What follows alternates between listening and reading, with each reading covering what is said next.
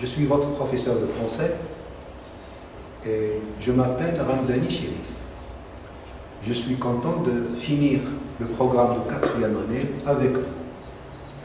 Nous sommes au 3e trimestre et nous sommes dans le projet 3. Vous avez déjà fait 2 projets. Le premier projet portait sur l'argumentation par la narration. C'est des récits, des histoires qui vous permettent d'appuyer une thèse. Par exemple, vous racontez l'histoire de l'émir Abdelkader, juste pour dire que l'émir Abdelkader était un brave homme, un grand guerrier. Dans le projet 2, vous avez fait la description à visée argumentative, c'est-à-dire l'argumentation par la description. Description des lieux, des patrimoines, et cela pour inciter les gens à visiter ces lieux, par exemple. Mais dans le projet 3, vous allez utiliser l'explication pour convaincre, pour agir sur les gens. Et nous sommes dans ce projet-là, et c'est un projet très important et très motivant en même temps. Les thèmes que vous allez aborder vont parler de la nature, de l'environnement, de l'écosystème, de l'écologie, le développement durable. Donc ce sont des thèmes qui nous intéressent tous et qui intéressent les adultes, les adolescents et les enfants. Vous voyez l'image, cette image-là, c'est une image qui représente le développement durable. Et vous voyez ces éoliennes, c'est le symbole de l'utilisation des énergies propres à la place des énergies polluantes comme le pétrole, le gaz, le charbon, etc. Bien. Notre point de départ dans ce projet, ce que nous allons faire. Le projet 3, nous avons ici l'intitulé de ce projet et l'objectif. Produire des affiches en faveur de la protection de l'environnement. Donc, c'est l'explication par l'argumentation. Et ces affiches-là vont comporter beaucoup d'explications pour argumenter, pour convaincre et pour agir sur l'autre. Le projet 3 comporte 2 séquences. Nous avons l'intitulé du projet, nous l'avons déjà lu, et nous avons les 2 séquences. La première séquence porte sur un projet de sensibilisation sur une cause. Cause ou bien un phénomène naturel ou bien humain qui menace la vie, qui menace l'environnement, qui menace la nature. Par exemple, la désertification, c'est un phénomène qui menace l'environnement, la déforestation, la disparition de certaines espèces animales, comme par exemple la gazelle de Cuvier, ou bien comme l'oiseau, le chardonneret que vous avez dans les cages. Et au niveau de la séquence 2, nous créons, voilà l'objectif, une affiche pour lutter contre les différentes formes de gaspillage. Par exemple, le gaspillage d'électricité, le gaspillage de l'eau et le gaspillage du papier. Bien. Nous allons maintenant voir ce point de départ. Notre point de départ, c'est aussi notre point d'arrivée. D'accord? On va commencer ce projet par une situation de production écrite et nous allons finir ce projet par la réalisation de cette production. On ne vous demande pas de commencer la rédaction tout de suite, ou bien à la fin de cette séance. Non, ça c'est un point de départ qui facilite les apprentissages et qui donne sens aux apprentissages. Vous allez voir que tous les apprentissages que vous allez acquérir vont vous aider à bien résoudre ce problème-là, qui s'appelle situation d'intégration. Dans cette situation d'intégration, nous avons deux messages. Un message représenté par l'image. Vous voyez bien que la protection de l'environnement, c'est l'affaire de tout le monde, et les adultes et les enfants. Et vous allez voir que vous pouvez faire des gestes simples, des choses qui ne demandent pas beaucoup d'efforts pour participer justement à la protection de la vie, à la protection du milieu dans lequel vous vivez, à la protection des endroits dans lesquels vous vous développez. Et là, nous avons un texte. C'est la situation d'intégration. Nous avons trois parties. Première partie, deuxième partie et troisième partie. La première partie, c'est le contexte de votre production écrite. Pourquoi vous allez écrire? Voilà un problème.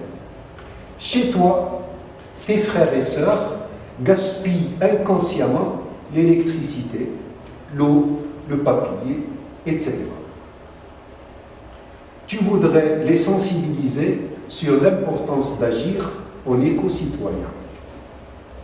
Vous savez que chez nous, d'accord, il y a beaucoup de gaspillage d'énergie, d'électricité par exemple. Vous voyez une lampe qui est allumée inutilement dans une chambre. La chambre est vide, il n'y a personne, mais la lampe, elle est allumée. Ça, c'est une forme de gaspillage qu'on peut éviter par un simple geste, j'éteins. L'eau, par exemple, vous voyez des robinets qui coulent, mais que personne n'utilise cette eau qui coule. Et un simple geste, fermez le robinet. L'eau, c'est la vie, c'est quelque chose de très précieux. Et cette eau-là, il faut la préserver. Il faut l'utiliser avec intelligence. Donc, tu vas sensibiliser tes frères et sœurs qui ne font pas attention, c'est-à-dire inconsciemment, c'est-à-dire qu'ils ne font pas attention, qui ne font pas attention à l'utilisation de l'électricité et de l'eau, chez vous, à la maison. Maintenant, comment vous allez les sensibiliser? Vous allez rédiger un texte argumentatif, c'est-à-dire une explication à visée argumentative, ou bien une argumentation par l'explication. Tu vas leur expliquer que l'électricité, par exemple, l'eau, le papier, c'est des choses précieuses et qu'il faut utiliser avec conscience, avec attention, avec économie. Donc, rédige un texte argumentatif dans lequel tu montreras à tes frères et sœurs que des gestes simples. Gestes simples, on peut par exemple éteindre une lampe allumée, on peut par exemple fermer un robinet, etc. Des gestes simples peuvent être bénéfiques à l'environnement. Le texte que tu auras produit, tu l'afficheras dans votre salle de séjour. Pourquoi ça? Tout simplement pour que la sensibilisation sur l'utilisation intelligente de ces énergies-là soit un souci quotidien. C'est quelque chose qu'on doit observer chaque jour. Chaque jour. Maintenant, comment vous allez rédiger? Vous avez ici un plan. Le plan ici comporte 3 paragraphes. Rédige un paragraphe dans lequel tu introduis le thème et ton point de vue. Le thème et ton point de vue. c'est-à-dire la thèse. Dans le paragraphe 2, rédige un paragraphe où tu appuies ton point de vue, c'est-à-dire ta thèse, en utilisant 3 arguments et un exemple. Et c'est là où vous allez expliquer pour convaincre. Et la 3e partie, le 3e paragraphe, vous allez rédiger un paragraphe où tu présentes un conseil à tes frères et sœurs autour de leur participation dans la protection de l'environnement. Un conseil, ça se présente sous forme d'une phrase impérative ou bien d'une phrase dans laquelle tu utiliseras le subjonctif. Voilà la situation d'intégration dans sa totalité. Vous n'allez pas, comme je le disais, vous n'allez pas commencer la rédaction, non. Attendez, vous allez d'abord apprendre les ressources, d'accord? Les ressources qui vont vous permettre de rédiger cette situation d'intégration, c'est-à-dire de résoudre ce problème. Donc, 3 paragraphes qui forment un texte explicatif à visée argumentative, c'est-à-dire tu vas expliquer, tu vas argumenter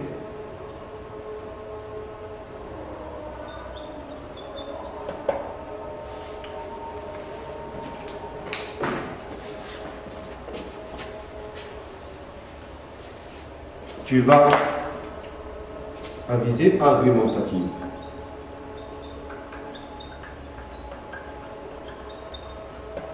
Voilà, ce qui est demandé dans la tâche. Non. Le point de départ, c'est le point d'arrivée. On commence par une situation d'intégration et durant tous les apprentissages, vous allez apprendre comment vous allez rédiger ce texte argumentatif. Donc, pour rédiger cette situation d'intégration, vous allez apprendre les ressources contenues dans le projet 3, dans vos livres scolaires de 4e année. C'est-à-dire tous les contenus, toutes les ressources existent dans vos manuels scolaires. Je vous renvoie à la page 4. Ouvrez vos livres à la page 4. Vous avez, dans la page 4, au niveau du projet 3, vous avez les thèmes. Nous allons travailler sur les thèmes suivants. La désertification, des espèces animales en danger, la biodiversité et la déforestation. Et vous voyez cette image-là, c'est un animal menacé, c'est un animal en danger. C'est la gazelle de Cuvier qui vit en Afrique du Nord. Ça, c'est un exemple sur ces espèces menacées. Et sur la page 5, vous avez d'autres ressources. En vocabulaire, vous avez le champ lexical de la faune. En grammaire, vous avez la proposition subordonnée de condition. En conjugaison, vous avez le présent du conditionnel. Et en orthographe, vous avez l'accord du participe passé. Maintenant, ça, c'est ce que nous allons faire ensemble. Maintenant, ce que vous allez faire, vous avez ces moyens-là. Vous avez vos manuels scolaires, vous avez des dictionnaires, des cahiers, des crayons de couleur et des crayons à mine. Vous allez les utiliser, bien sûr, pendant les apprentissages. On vous demande de préparer ces moyens sur vos tables de travail, d'accord? Et cela va faciliter les apprentissages. Comment maintenant? Comment vous allez apprendre? Comment vous allez apprendre? Nous avons d'abord les séances d'apprentissage. Bien entendu, vous savez que le contexte, la situation de communication, c'est une communication indirecte avec vous. L'interaction est indirecte avec vous. Donc, il n'y aura pas d'oral. Il n'y aura pas d'oral. Les séances de compréhension de l'oral et de production de l'oral, nous n'allons pas les faire.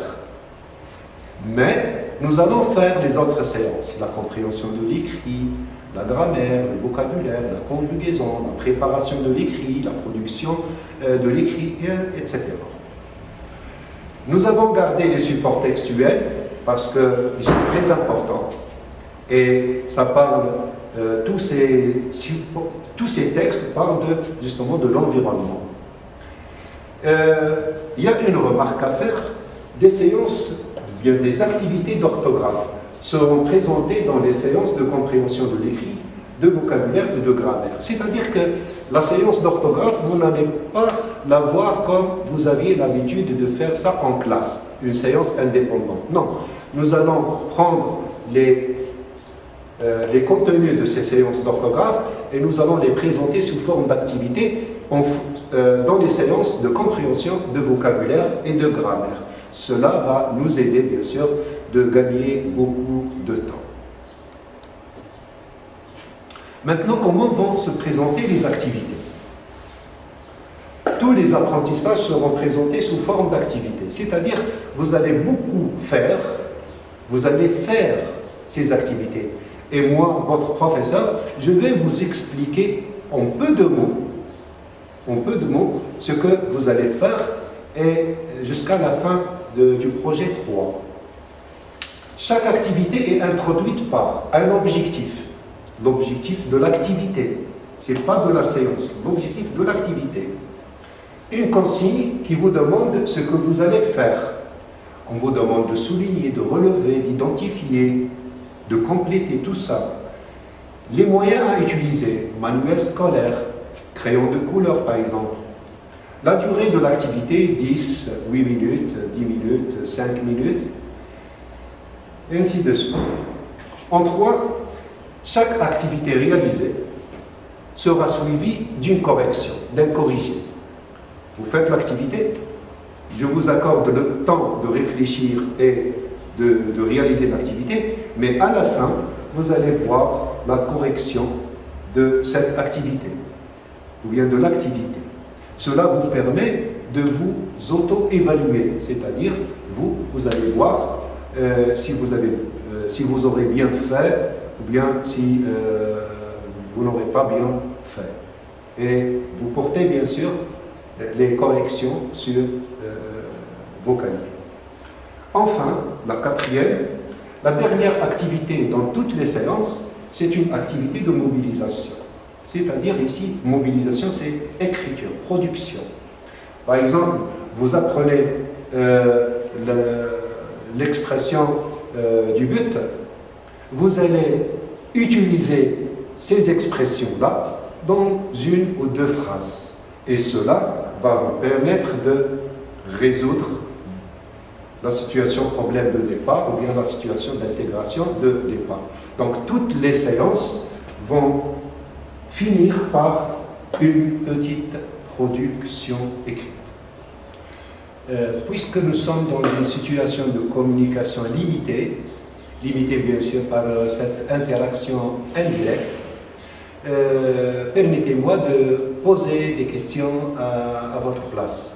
Je me pose des questions quand c'est nécessaire, quand je vois que ces questions-là doivent être posées, et je réponds à ces questions pour vous apporter beaucoup plus de compréhension et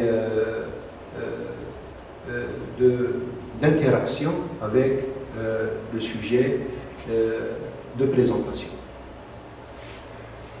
Donc, quand c'est important, le professeur pose une ou des questions et il y répond. Cela vous aide à comprendre, bien à mieux comprendre. Maintenant, nous allons faire des activités d'échauffement, d'accord, pour préparer le cours prochain qui va porter sur la compréhension de l'écrit. Permettez-moi de vous situer dans la révision des rapports logiques. Pourquoi les rapports logiques? Les rapports logiques, puisque nous sommes dans un texte, ou bien nous sommes dans l'argumentation,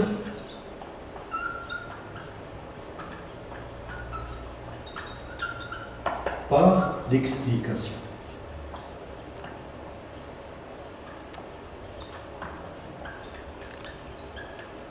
vous avez vu l'explication en première année primaire, en première année moyenne. Et nous allons voir que le domaine d'explication, c'est le domaine des idées.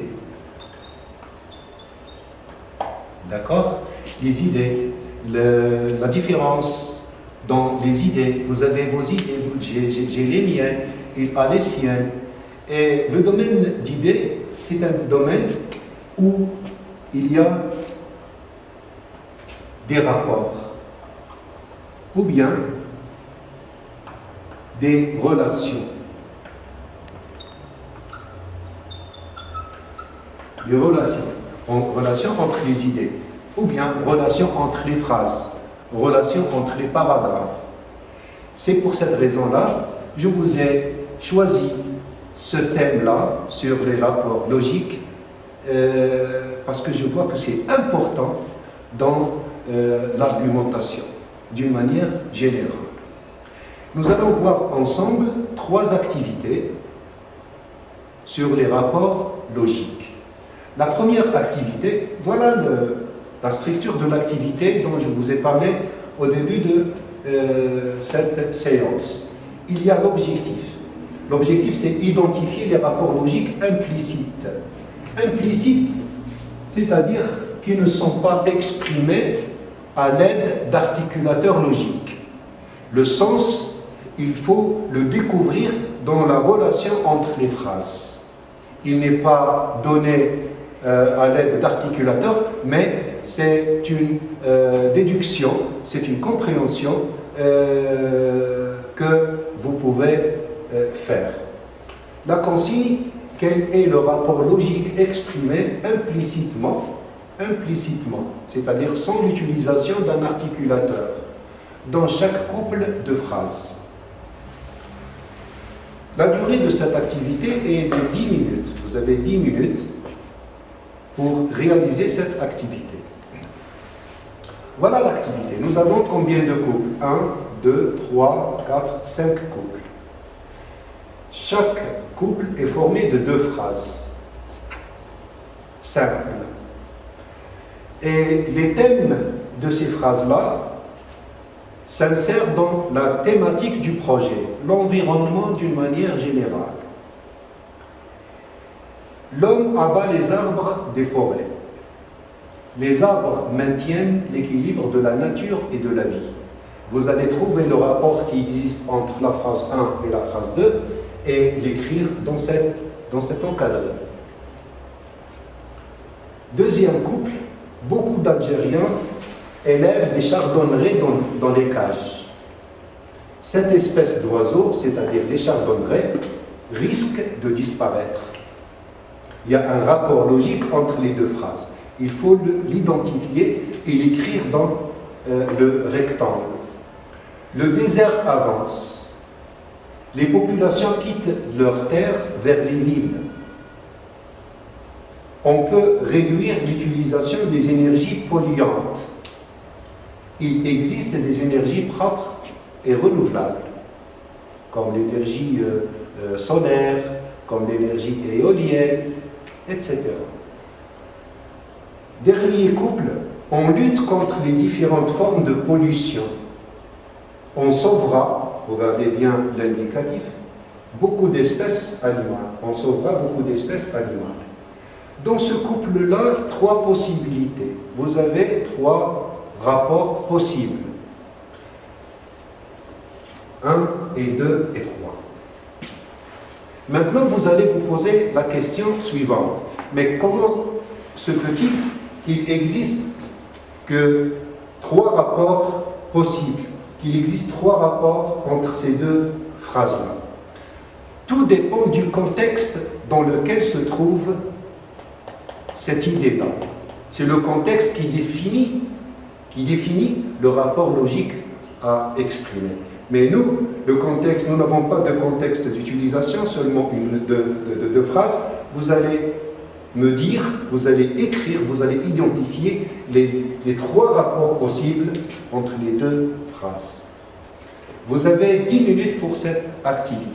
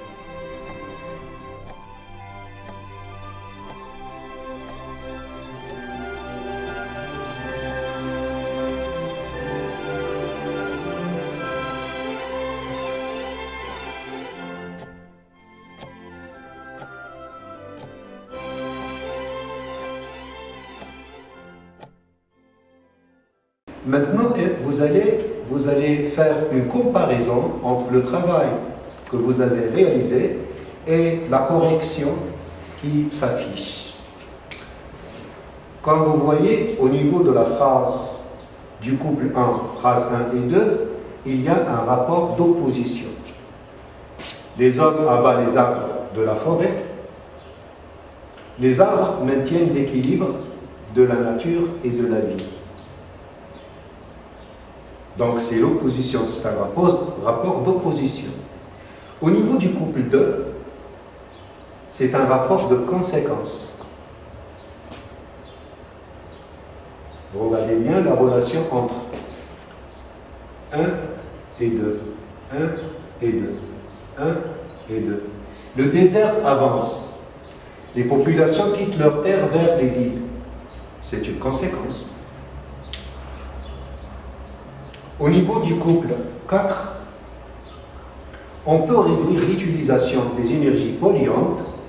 Il existe des énergies propres et renouvelables. C'est un rapport de cause. Et une petite difficulté existe au niveau du dernier couple de phrases. On lutte contre les différentes formes de pollution, on sauvera beaucoup d'espèces animales.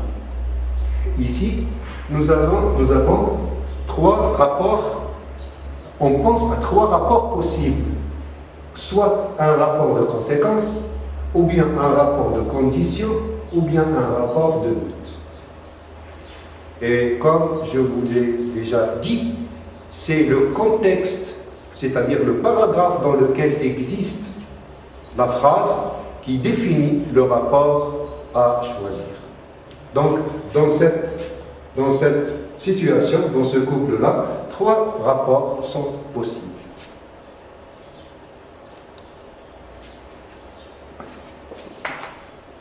Maintenant, on passe à l'activité 2. Et vous connaissez bien sûr les articulateurs logiques, vous les avez manipulés depuis la première AM, la première année moyenne, jusqu'à la 4e année. Nous avons l'activité 2. L'objectif, c'est utiliser l'articulateur convenable. Complète le tableau suivant en proposant pour chaque rapport 3 articulateurs. 3, c'est tout, hein. 3 articulateurs qui lui correspondent. La durée de cette activité, c'est 8 minutes. Vous avez ce tableau-là, les rapports logiques. Nous avons recensé plusieurs rapports. Il y a la cause, la conséquence, la condition, l'opposition et le but. Donc, vous allez trouver pour chaque rapport 3 articulateurs.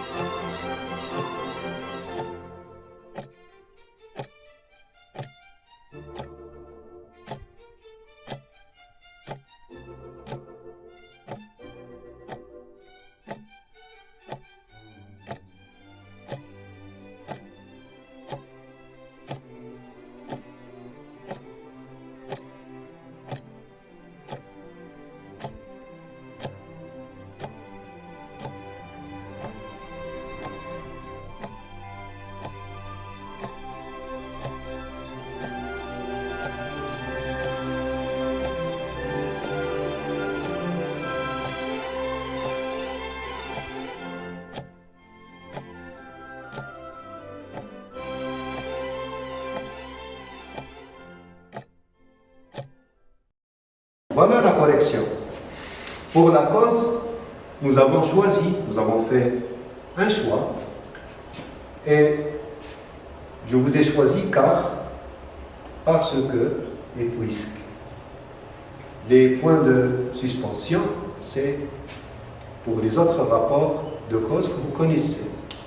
Conséquence, si bien que, de sorte que, et par conséquent.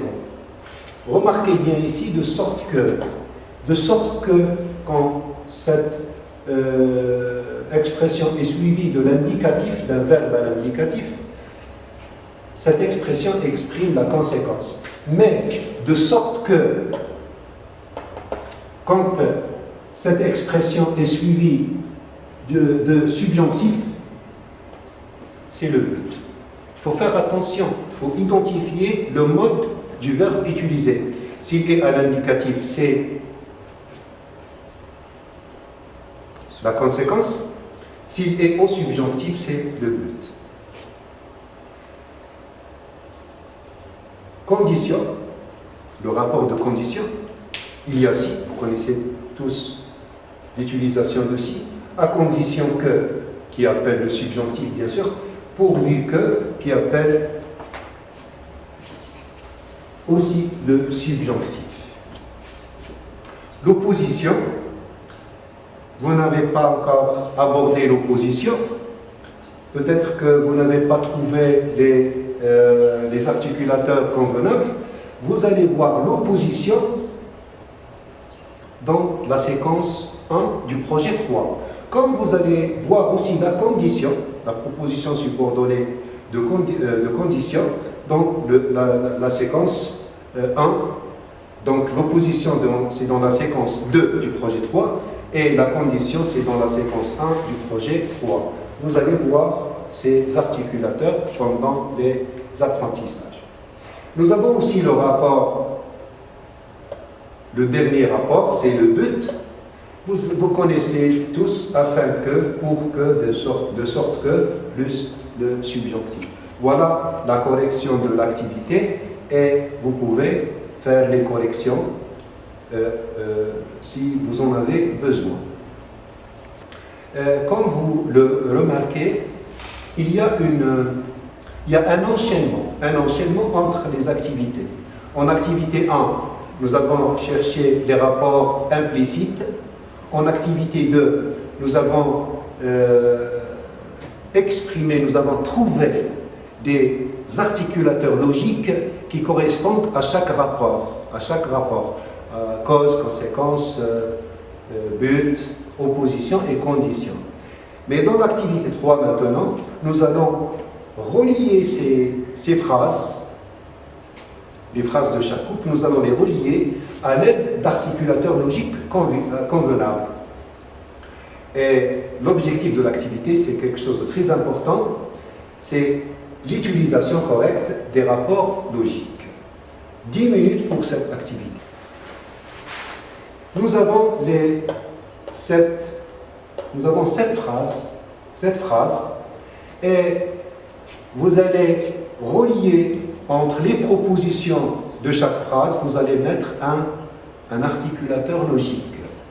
L'homme abat les arbres des forêts, il y a un point. Les arbres ont beaucoup d'avantages dans l'équilibre de la vie. Beaucoup d'Algériens élèvent des chardonnerets dans les cages. Cette espèce d'oiseau risque de disparaître. 3e, le désert avance. Les populations quittent leurs terres vers les villes. Et en 4, on peut réduire l'utilisation des énergies polluantes. Il existe des énergies propres et renouvelables. 5, on lutte contre les différentes formes de pollution. Sauver beaucoup d'espèces animales. J'attire votre attention sur l'infinitif ici. On lutte contre les différentes formes de pollution, sauvera, le verbe est conjugué dans la 6e phrase, sauvera beaucoup d'espèces animales.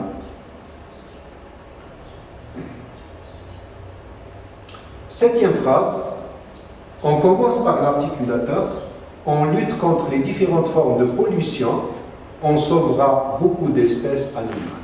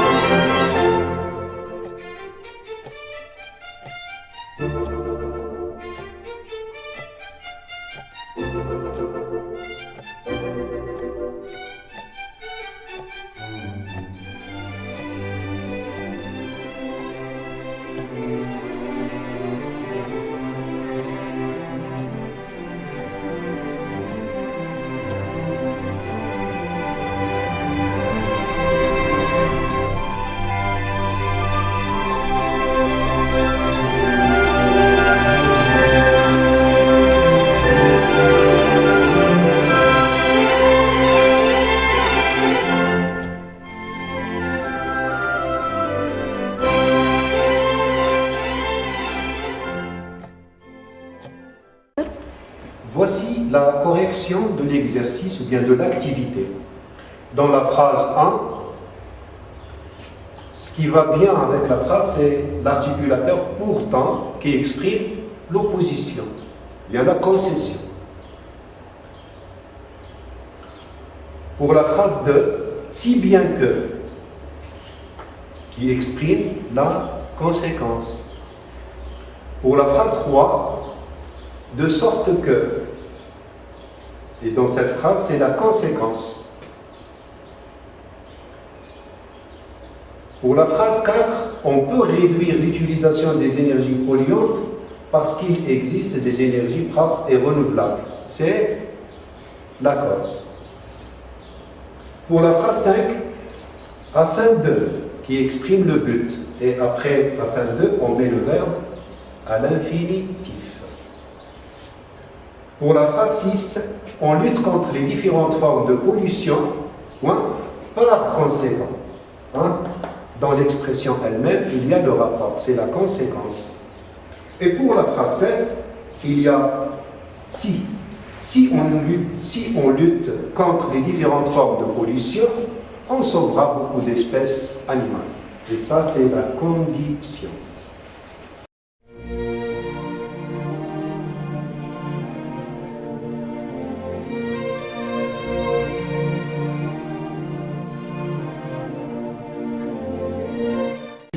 Et à très bientôt. Au revoir.